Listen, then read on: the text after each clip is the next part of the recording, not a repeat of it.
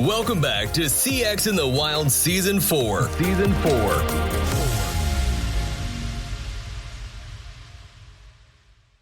Let's start with who you are and what do you do? Sure, absolutely. Well, my name is Dr. Hui Wu-Curtis, and right now I own my own BPO. So it's a women minority-owned outsourcing company. And so we're based out of Phoenix, Arizona, with onshore resources, all 100% remote. And then we also have offices in South Africa and in Philippines. I need to talk about South Africa because I'm literally going there to do BPO stories. So when did you start this BPO? Like, you're a new entrant. Yes, very new entrants. Why would anybody jump into BPOs as right now? Like, what were you doing before this? So before this, for decades, I was always in the brand side. So I worked for large organizations, running and owning my own contact centers, huge budgets, working with outsourcing partners. And there were so many things I liked about it, but there was equally so many things I didn't like about it from a client perspective. So if we weren't the biggest account, we didn't get a lot of attention. And there just wasn't a lot of transparency. And I just didn't feel that the people were well taken care of, right? And that's why my team traveled a lot, just to make sure our outsourcing partner and people were doing well. So I saw a huge opportunity in the fact that with my experience and my level of interaction on the brand side, why not flip it to the BPO side and saying, let's fundamentally change this model. There's some things that doesn't work. I don't like a labor arbitrage. I think we see contact centers in the wrong way. People don't see it as a career or anything that's sustainable. So how do we fundamentally change that, in addition to using it as a platform to bring more awareness of other different types of workforces? What does that mean? Yeah, I would say I think the big buzzword or the marketing word is impact sourcing. So when you specifically and very intentionally provide employment opportunities to underserved populations, to marginalized people, to people who I would define as not mainstream workforce. Nice. That's been my own personal bandwagon is I feel like satisfaction is guided and delivered around the world. Happiness for more people on an hour-by-hour business basis is delivered at scale around the world by the most underserved people in existence. Yeah, absolutely. How is that fair? How is that right? Sounds like you're raging against that same machine. It's not right. It's a little backwards, and I think it's time for somebody to put a voice and a name to it to kind of slowly reverse that. Yeah, I'm on that mission with you as well. We right before we sat down and you were saying, about the incremental changes that have happened versus the astronomical changes that have happened in our industry. Can you define, unpack, and give me your vision on that? Right. It really is, when you stop and really kind of think about our industry, there have been huge strides in the last several decades. Every year, there's some technology that comes out that is way innovating, really kind of compels our industry just to do better and be more efficient and stuff, right? You have omni-channel, you have, robotics, you have artificial intelligence, and now you throw in ChatGPT, what's that going to look like for our future? And so there's so many incredible technologies out there, but then when you look inside into the contact centers, generally across the board, we've only incrementally improved customer satisfaction. We're still struggling with the same issues that we had 10 years ago. And it doesn't seem like we're making any significant improvements within that arena. Why do you think that is? Why do I think that is? There's always going to be bells and whistles, whatever the shiniest thing is. And I'm not going to say that I believe technology is a silver bullet. You have to look at it holistically, saying, okay, what is it about the technology? What is it about the people? What is it about the processes that lead to successful delivery of CX? And and it's too splintered. Do you think CSAT is a real score? No, I don't. Good, me either. I understand. Well, wow. I'm going to expose myself even more. Like, the more I do this podcast, I'm thankful not very many people listen, because if they knew my true thoughts, it might hurt me in the industry. Here's a POV. Okay. CSAT score. Mm-hmm. great as a introduction into the idea of customer centricity into an organization. Right. CSAT, great for a measure that we can give something to have customers have a seat at the table, a voice in business operations. At least it contextualizes some business decisions. So, okay. But after you get past that number, I don't think you really can affect it. You think about any business and you're not going to have, and let's say you sell widgets. Yeah. And you're the best widget maker, you're the best widget deliverer, and your widgets have the best lifetime value. There will still be a percentage of unhappy customers. That number will not be affected by anything. Right. As you scale, that number pretty much stabilizes. And there's this guy named Mark Karchees. He was the first guest on CX in the Wild because he started talking, and I was like, I need this recorded. And he talked about he got me. He probably rehearsed this with a lot of talks, but he said, don't try to make all the customers happy. And in fact, a certain number of the customers, just let them be mad. Stop trying to make those customers happy. Right. And I think in all of this that we're describing, there is a little bit of a CSAT-ness or lack of ability to affect that area of the culture, business, operations, methodologies of customer experience. Yeah, absolutely. I mean, there's so many organizations I've got into where like the executives focus on service level, right? Why aren't you answering the phones? Why is abandonment rate and service level so high? Well, that has nothing to do with customer satisfaction. I mean, if you really look at the metric and the KPIs and stuff, there really is no significant correlation between those and customer satisfaction. There have been studies throughout the years and stuff, and like the only metric that remotely has any slight influence is abandonment rate. And so it's whatever notion that we're used to, and it continues to perpetuate, and that's what they grab onto, right? The CSAT thing. But I would say there's so much data out there in the contact center. When you think about a place where it gathers millions of transactions a month, a year, how do we effectively go and data mine it for really meaningful insights? Not that I'm going to ask for your opinion, Dennis, because God only knows what you're feeling that day or your mood and your interaction, but really looking at the data, digesting it, to saying, okay, well, what was the sentiment? How is the pace of the interaction? What are those information or observations going to tell me on how I can best serve up customers? Because sometimes customers don't know what they need. I would fall in that category most of my life. But you've talked about, let's say you have 100 agents and you have a bazillion terabytes of data. Real question. Which makes more of an impact to the customer and user experience? You parsing 100 terabytes of data and giving insights and coaching to your frontline employees, or not doing any of that and hypothetical investing in a therapist that goes through all the cubes and just spends a little time helping people with their mental health. Which has the better outcome for customer experience? Yeah, that's tough because I'm such a balanced person. It's like you look at the spreadsheet will tell you one thing, but then I like to go and observe, right? And so to your question, does it start with mental health? I think that's important. I don't want to be dismissive of it, but I think that is also symptomatic of something deeper. And I truly believe it's, to me, that middle management, the supervisor level, I think that's key. If they're not well trained and know how to support, how to develop, how to identify issues and problems with their staff, then nothing's going to get achieved. Yeah, there's just so many factors, right? There is a lot of factors. So anyway, back to you and what you're doing to change the world.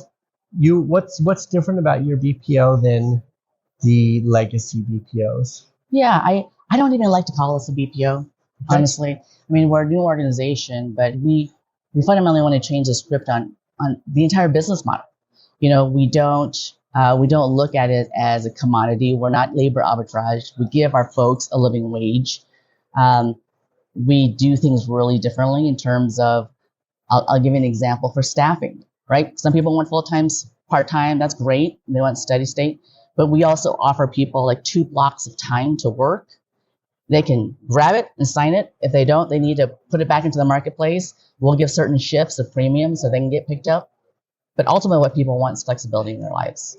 So if something comes up, they have to take care of an elderly parent, or they have a doctor's appointment, but they don't need the whole day off. I think people have lives, and you hear it a lot. We have to humanize call centers. Well, they have lives just like the rest of us. And so how do we better facilitate that? So you're building a new business model that lets people work on demand? Not on demand. I think a certain percentage of that is on flexibility. So we know when they work and they have to work X amount of hours, but then there's also a certain percentage of their scheduling that will allow them to be flexible. That's so important. I often try to explain to people that our job as CXers, as human experience people, is to help people be the heroes of their own story. Thanks. Yeah. So not do business better. Right. I love that you're introducing flexibility. Are you adopting next gen, new gen, innovative technologies that make you able to do this, or is it just your sophistication and sensitivity about how it all works? No, not by any means. I mean, I think being a new organization, we've had the luxury of starting from scratch. And so my business partner and I, we looked at these things. We put together an entire technology stack that was, one, very purposeful, very thoughtful in terms of everything that we were considering had to 100% support employees and leadership. How does it make them better? How does it make them supported? How does it bring increased visibility for them to be successful at their jobs? You found technology stack that does that? Multiple. I mean, so we had to piece it together, right? So we tried to find the most agile and the best of the best that we thought would really help us scale and grow. What'd you pick? What did we pick? Yeah. So from a CCaaS solution, it's a small company called Thrio, Thrio, is our platform. For our knowledge management, it's Shelf. For simulation and training, it's SimTrain.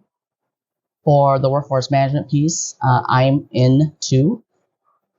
And we're still looking for a QA product. But I think collectively, those are all the items that's going to help us successfully onboard and train folks and then get them on the floor easier, that they have access to information much more quickly and consistently.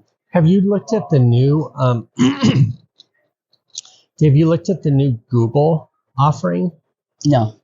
They're here today. Mm-hmm. You should check it out. Oh, really? So it's a game changer. Just, because I always, that's all I do is look at what's the same with everybody and who's actually doing it. Get this. Chromebooks can be deployed almost instantaneously, 100 of them, 300 of them for remote agents. Mm-hmm. But Chrome here, you listen to their talk track. They provide the books, software, integrations, uploads, tech support, deployment, a whole range of onboarding from the hardware perspective. Yeah. Mm-hmm. And they recycle old Chromebooks. So It's very easy to get the software and the Chromebooks at a cost that scales. It's good for the environment. Sure. And it's for a business like yours, where we need to spin up 500 agents here. That's a lot. We'll check it out. No, I mean, I think from a resource perspective, I mean, that makes sense, right? Because you have it all, but you don't provide the computers, do you? We do not. Yeah, so okay, I'll check it out. Friendly tip. So you're a new generation of provider. You've gone out and you found a great tech stack that sounds like it's tailor-made to your ideology. Mm-hmm. And you're impacting lives positively. Would you say the impact is, what percentage of your business philosophy would you say that is? Well, I would say that technically, when people ask, like, what do you want to do with your company, right? It's not necessarily a head count. I want to be at 5,000 people. I want to be at 10,000 people. It really is the notion of being able to, one, offer employment opportunities for growth and opportunities. But the other side of it is to use it as a social platform to help bring awareness and educate that, single parents, people in military, people that are, seeing impaired, alternative workforces can be just as effective in the workforce. They just need more support and a bit more development. An opportunity. An opportunity, right. Because they're never given the opportunity, because quite honestly, they don't look the part, they don't act the part, they don't have the right credentials. So minorities aren't rarely ever looked at for leadership positions. I agree with everything you're saying. I often have a kind of idealistic perspective that somewhere in customer experience and global economic growth, frontline agents all over the world could be part of bringing us a greater sense of calm and humanity to the entire globe. Almost like my mom was a hippie. My mom was a love, not war person. And I just feel like, following in her footsteps, a little customer satisfaction versus war, I feel like the world would be a better place. Right. So what's on the horizon for you? Well, it's been interesting being at CCW. I love sitting in the speakers and kind of getting nuggets of information and stuff. And Abby Wambach talked yesterday, and something really kind of resonated with me there, which is, why not? Why can't women start their own BPOs? Why can't we sit at that table and demand things that are more employee friendly, that are the right things to do, that have a very different kind of sentiment of how to run the business, right? Majority of our industry, you still see very male heavy. And how are you going to change that? Because you have women networks within organizations, but now how do you catapult them into like positions of real influence? And so there's not many of us out there, but at least we can start with the movement of showing people you're brave enough to do it. Let's start our own company. Let's prove things out. And let's show people that if you fundamentally think differently, do things differently, then you really can better that environment so that the contact center folks can really thrive and do what they need to do. Well, I wish you the best of luck. Yeah, and is it patronizing, or is it respectful to sort of label you a woman-owned BPO? Not at all. No. Okay. No, I'm quite proud of it. Okay. I'm always sensitive, because to me, everybody's everyone, but I also know that you did touch on a couple of things. Most of the BPO owners I know are men.